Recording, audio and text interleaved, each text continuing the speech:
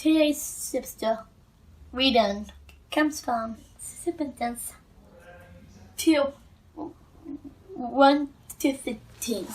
If you've gotten anything at all out of following Christ, if his love has made any difference in your life, if being in a community of the Spirit means anything to you, if you have a heart, if you care, then do me a favor.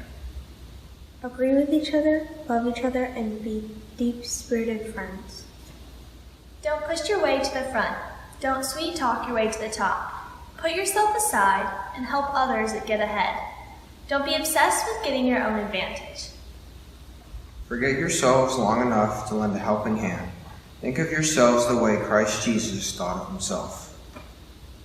He had equal status with God, but didn't think so much of himself that he had to cling to the advantages of that status no matter what. Not at all. When the time came, he set aside the privileges of deity and took on the status of a slave, became human. Having become human, he stayed human. It was incredibly humanly processed.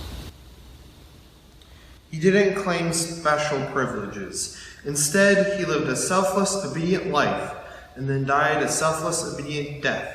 And the worst kind of death at that, a crucifixion. Because of that obedience, God lifted him high and honored him far beyond anyone or anything, ever so that all created beings in heaven and on earth, even those long ago dead and buried, will bow and worship before this Jesus Christ, and call out in praise that he is the master of all, to the glorious honor of God the Father. What I'm getting at, friends, is that you should simply keep on doing what you've done from the beginning. When I was living among you, you lived in responsive obedience. Now that I'm separated from you, keep it up. Better yet, redouble your efforts. Be energetic in your life of salvation, reverent and sensitive before God. That energy is God's energy, an energy deep within you, God himself filling and working at what will give him the most pleasure.